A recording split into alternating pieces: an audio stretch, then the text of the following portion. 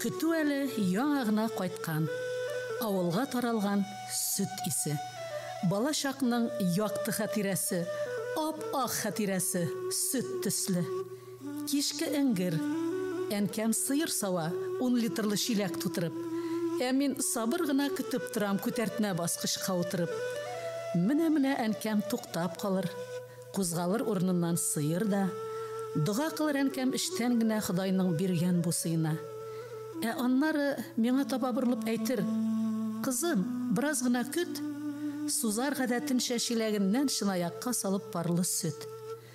"Бисмиллахны оныта күрмә, балам. Онытмасаң, бик зур үсәрсең. Үсеп җиткәч, бәхеткәең булса, ерак-еракларга китәрсең", димә сидән кем. Ышангандыр чит җирләрдә бәхет көткәнгә.